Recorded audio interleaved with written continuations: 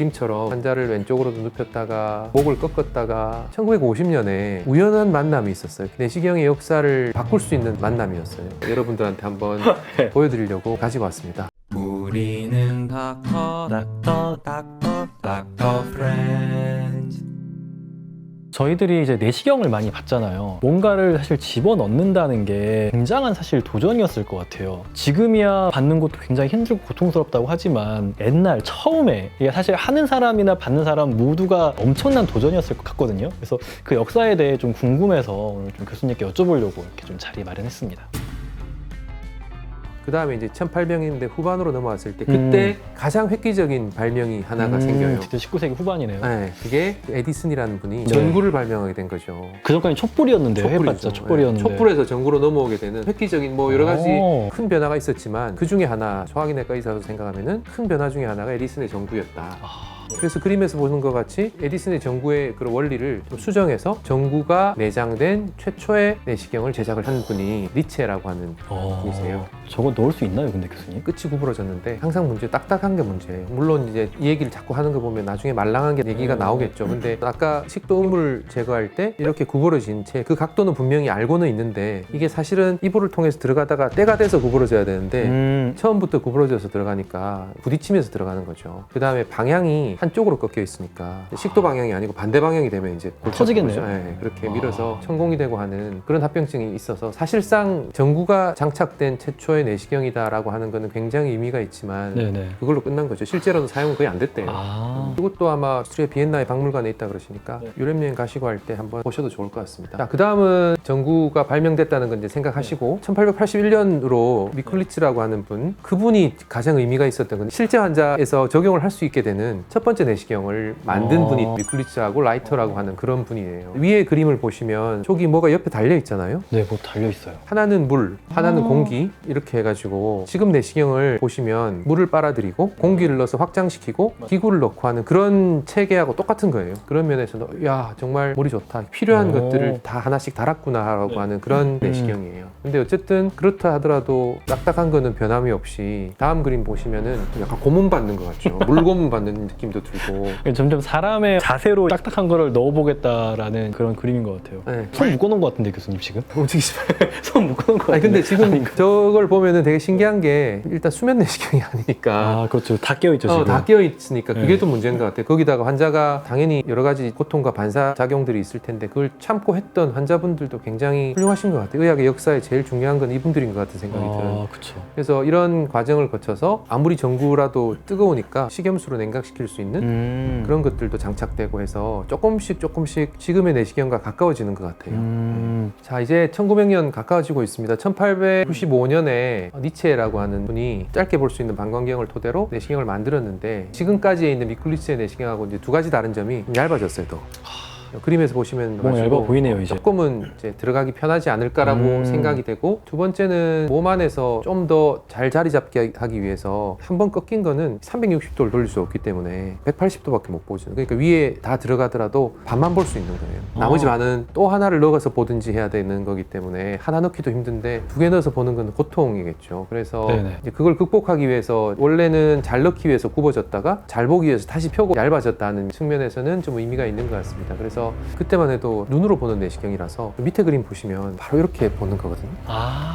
환자가 이렇게 락 토하면은 바로 이렇게 덮어 써야 되는 단점이 있죠. 그래서 이 각도는 굉장히 얻기 힘든 각도인 것 같고요. 이런 시행착오들이 이런 훌륭한 내시경을 만들게 되는 계기가 되지 않았을까 싶고, 그런 자세를 만들기 위해서 그림처럼 환자를 왼쪽으로도 눕혔다가 꼿꼿하게 세우고 목을 꺾었다가 각도를 주는 침대를 만들어서 그렇게 해서 일직선으로 만드는 굉장히 많은 노력을 한 것 같아요. 그리고 또 다른 그림 보시면은 앉혀도 보시고, 하나는 누가 의사고 누가 환자인지 모르겠지만 어쨌든 목적은 하나인 것 같아요. 잘 넣기 위해서. 근데 저거를 진짜 받는 사람도 엄청난 고통이었겠지만 하는 사람도 프로시저를 할 때 받는 사람이 엄청나게 고통스러워하면은 같이 긴장이 되잖아요 사실. 근데 그거를 견뎌내고 이렇게 했다는 게 진짜 엄청나네요. 그래서 아마도 1800년대를 마무리 지으면서 마지막으로 아마 제가 했던 시도는 들어가는 길을 좀 잘 찾아야 되지 않을까라고 해서 가이드와이어 같은 걸 만들었어요. 가이드와이어가 되게 얇은 철사로 휘어지는 철사처럼 되니까 걔를 먼저 삼키고 들어가 있으면은 딱딱한 내시경은 걔를 따라 들어가면은 그래도 성공이 안 되지 않을까라고 하는 다양한 시도들을 한 노력이 1800년대에 맺어지는 것 같아요.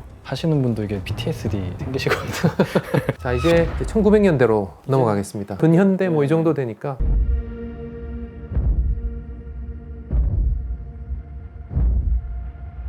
고종 즉위하기 네, 전 네. 지금 그림에서 보시는 저 내시경이 대한소화기 내시경학회에 나온 사진이거든요. 이게 우리나라에서 처음 사용됐던 내시경이에요. 저희 내시경이에요? 네, 내시경이에요. 공구는 아니고 저걸 만드신 분이 이제 쉰들러라고 하는 독일은 참 훌륭한 일을 많이 한 것 같아요. 부정적인 면도 있지만 어쨌든 그걸 통해서 의학의 역사에 많이 이바지한 것 같고 현대 내시경의 선구자라고 불리는 독일의 루돌프 쉰들러라고 하는 박사님이 금속관을 굽혔는데 지금까지 문제가 되었던 딱딱한 게 조금씩 해결해 줄 수 있는 끝이 좀 말랑말랑하게 되는 오, 그 내시경을 만든 게 지금 저 그림에 보이는 내시경이고 드디어 이제 20세기 들어와서 좀 네. 말랑말랑한 걸 쓰기 시작했네요. 그래서 딱딱한 부분의 길이가 한 34cm, 직경은 8.5mm, 굉장히 가늘어요. 8.5mm면 지금 내시경보다 더 가늘 수도 있겠죠. 그 다음에 이제 말랑말랑한 부분이 한 12cm 정도? 그 정도 끝이. 그래서 천공을 없애자라고 해서 만든 게 쉰들러라는 박사님의 내시경이고요. 사실은 이제 결국 딱딱한 건 마찬가지니까 뒤에 건 딱 제일 딱딱하잖아요. 그러면은 여기에 들어와도 이거는 똑같은 거잖아요, 지금. 환자 몸에 들어가는 걸 좀 구부려야 되겠다, 말랑말랑하게 해야 되겠다는 그런 경성 내시경에서 연성 내시경으로 넘어오는 과도기적인 시도라고 생각하시면 될 것 같아요. 그 다음에 위에 그림 보시면 손가락을 넣을 수 있는 구멍 3개가 있는 저게 우리가 내시경 할 때 조직 검사할 수 있는 그런 오. 집게거든요. 이제 뭔가를 넣어서 내가 원하는 부분을 조직을 뜯어낼 수 있다라고 하는 것들을 시도를 한 시대가 지금 시대부터 시작된 것 같아요. 그다음 이때가 좀 크게 봤으면 좋겠다 하는 생각이 들어서 1949년에는 4배 정도 확대할 수 있는 내시경이 오. 시스템이 추가되었다. 그래서 그때부터는 확대시켜서 조직도 떼고 이물도 제거하고 하는 그런 시대가 들어온 것 같습니다. 이때부터 내시경이라고 우리가 생각하는 그런 것들이 좀 1950년대 막 이때 돼서야 받쳐지는 거네요. 그래도 우리는 잊지 말아야 될 게 찰역사들과 그 많은 천공으로 돌아가신 분들 그런 시도나 경험들이 있었기 때문에 지금 되지 않았나라고 생각이 들고요. 이게 처음부터 지금의 모습이 진짜 절대 아니었던. 그 다음에 이제 뭔가 획기적인 것들이 나타나기 시작합니다.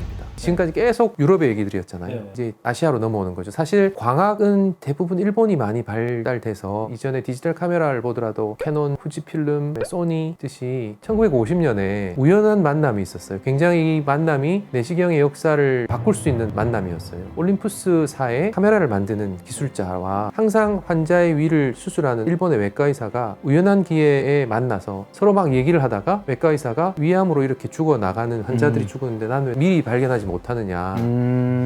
옆에 있던 분이 그러면 위를 볼 수 있는 카메라를 만들어 보자 라고 해서 첫 번째로 현대 내시경처럼 만든 내시경이 개발되는 노력이 시작된 거죠.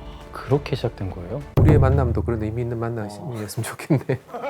만들어야겠네요, 여기서. 그래서 이제 내시경 머리에는 램프를 켜고 끝에는 렌즈를 조작하는 조작부가 있고 끝쪽에는 카메라를 달고 그렇게 해서 내시경이 만들어졌죠. 그래서 위암을 좀 조기에 발견해서 네네네. 환자들을 위암에서 해방시키자. 아시다시피 우리나라하고 일본은 굉장히 위암이 많은 나라이기 때문에 맞아요. 거의 뭐 세계 1위를 달리는 나라이기 때문에 위암만 줄인다고 해도 큰 의미가 있는 거죠. 두 번째는 이제 카메라가 닿은 게 첫 번째고 그분들은 이제 딱딱하지 않게 만들어 보자. 그래서 이제 염화비닐 호수라고 해서 덜 딱딱한 굽혀질 수 있는 그런 호수를 사용해서 크기도 줄이고 말랑하기도 하고 그게 그때 이루어진 거예요? 네, 그때 이루어진 거죠. 일본에서 이루어진 거예요? 네. 와, 일본이 엄청난 나라였네요. 찾아보니까 올림푸스사가 네. 물론 뭐 올림푸스사가 옛날부터 올림푸스라는 이름은 아니지만 그 전신이 1919년부터 만들어졌더라고요. 그러니까 굉장히 오래전부터 카메라, 광학 이쪽으로 개발돼서 1950년대니까 한 30몇 년이 지난 다음에 이제 이게 발명이 된 거죠. 그림에서 보시는 내시경이 올림푸스 기술자와 외과 의사가 같이 협업을 해서 만든 근대 내시경의 첫 번째 내시경이라고 생각을 하시면 될 것 같습니다. 저거는 삼킬 수 있을 것 같아요. 지금까지는 솔직히 삼키면은 다시 못 패들 것 같았거든요. 지금까지 보여드렸던 내시경은 다 사진이 길었잖아요. 근데 네. 지금은 이렇게 굽혀서 사진을 찍을 수 있으니까 네. 저 정도 되면은 충분히 내시경을 받을 만했을 것 같아요. 근데 또 이건 무슨 이미지예요, 교수님? 이 사진이 아마 내시경을 받을 때 환자들을 앉혀가지고 이렇게 받게 하는 내시경, 굽힐 수 있다라고 하는 걸 보여주는 내시경인 것 같아요. 대신에 이제 저렇게 의사의 위치가 다르잖아, 그죠? 지금까지 네네. 계속 머리 위쪽에서 직선으로 있었다가 네네. 지금은 바로 옆에 나란히 있어도 들어가서 볼 수 있다는 그런 장점을 가지고 있는 내시경인 것 같아요. 근데 이것도 저분이 너무 잘 참는 거 아니에요? 저 받는 분이 네. 근데 저 때만 해도 아직까지는 쳐다보면서 해야 되잖아요. 옆에 사람이 볼 수 없는 거죠. 같이 볼 수 없는 내시경이고 네네. 이전에 저희들 선배님들만 해도 소화기내과를 해서 내시경을 하면은 같이 못 보니까요. 이렇게 궤양을 발견해서 자 한번 볼까? 이렇게 혼자, 해서 혼자 보는 네, 혼자 거였어요? 보는 거지. 교육에는 좀 문제가 아. 있었고 이게 줬는데 딴 데 가 있으면은 못 볼 수 그쵸. 있잖아요. 근데 또 네 봤습니다. 이렇게 또 이야기. 그래서 이런 내시경들이 이제 개발이 쭉 되고 있었고요. 그래서 점점 이제 방향성이 정해졌죠. 굽힐 수 있는 내시경, 좀 얇았으면 좋겠다. 카메라의 회상도도 높아지고 빛도 밝아지고 하는 그런 것들이 내시경 발달에 계속적으로 기여를 한 것 같고요. 그 다음에 이제 조금 지나서 한동안은 파이버스콥이라는 말을 내시경으로 썼거든요. 파이버스콥이라는 게 유리섬유 가닥으로 이렇게 만들어서 광섬유 내시경이죠. 광섬유. 광섬유라는 게 우리 아주 가느다란데 빛도 스스로 발광을 하고 하는 것들이 있잖아요. 전달도 잘 되고 하는 그런 네. 광섬유 내시경이 발명된 게 1957년. 점점 이제 다가오고 있습니다. 우리 시대로.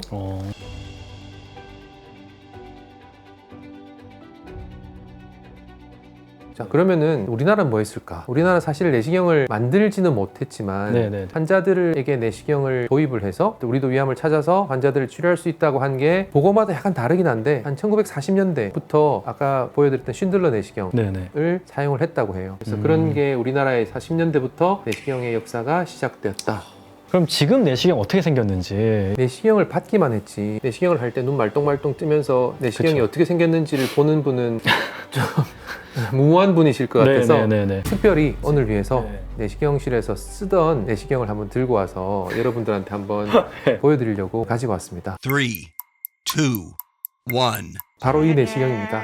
오늘 보여드리고 내일 가서 환자한테 하는 건 아니고 여기 교육용 적혀있죠? 네. 진짜 하는 내시경은 굉장히 소독 많이 하고 정말 안전하게 쓸 수 있는 내시경이고요. 머리가 두 개가 있죠. 이쪽 머리가 하나 있고 이쪽 머리가 하나 있고 요거는 뭔가 본체에 카메라, 꽂는 거죠. 네. 다양한 구조물이 있어요. 돌리는 게 하나, 둘, 세 개가 있거든요. 네네네. 요거는 위로 아래로 움직이는 거고요. 요거는 왼쪽 오른쪽으로 움직이는 거고 요거는 고정시키는 거예요.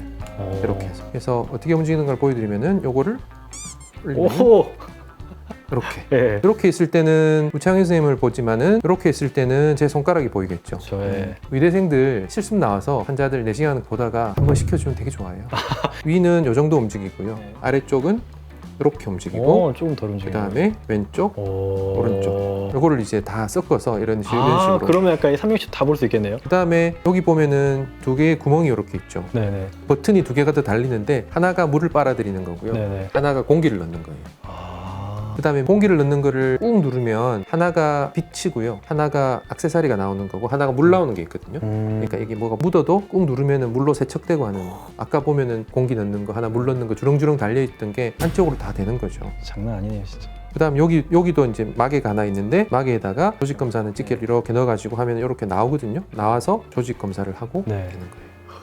예를 들어서 내가 내시경을 이렇게 하고 환자가 이렇게 누워 계시면 이렇게 해서 두렵네요. 이게 와도 두려운데 칼이 들어온다 그러면 진짜. 이렇게 해서 굽혀서 들어간 이 각도가 우리는 들어갈 때 이렇게 들어가서 네. 식도로 다 들어가면 펴거든요. 펴면 이제 그 굴곡에 따라서 그대로 들어가는 내시경이니까. 그래서 보시면은 1m 정도 돼 있어요. 그 중에 들어가는 부분은 한 60cm 정도 들어갔다 나왔다 한다고 생각하시면 될 것 같습니다. 네네. 그래서 이런 내시경을 통해서 여러 가지 병들을 조기에 발견하고 건강한 위를 확인하고 하는 굉장히 중요한 그런 내시경이 포도나무 네, 줄기부터 시작해서 여러 가지 역사들이 있었기 때문에 오늘의 이런 내시경이 있지 않나라고 생각이 들어서 올림푸스를 비롯한 내시경 만드는 회사는 굉장히 감사하죠. 네. 이거 보니까 내시경 받아야겠네요. 왜냐면 이제 나온 내시경은 정말 받을 만한 내시경인 것 같아요. 그렇죠. 우리가 뭐 내시경 무섭다 수면으로 안 하는 사람은 되게 약간 막 독하다 이야기하는데 이 정도는 받아야 될 것 같아요. 이 정도는 할 수 있는 거 아닌가. 제가 말씀드린 보람인데 이 정도는 할 수 있는 거 아닌가. 옛날에는 뭐 쇠꼬챙이도 넣었는데 병원에 가면 쇠꼬챙이 나오고 하는 그런 시대도 있었는데 들어보니까 비수면으로도 할 수 있을 것 같습니다, 교수님. 느낌이. 그래도 비수면 너무 네. 강요하지 마시고 네. 개인의 취향에 따라서 하시면 돼요. 취향에 따라서. 알겠습니다. 오늘 이렇게 내시경의 역사에 대해 또 이렇게 알아봤는데요. 다음번엔 더 저희가 흥미있고 유익한 컨텐츠로 돌아오도록 하겠습니다. 감사합니다. 네, 감사합니다.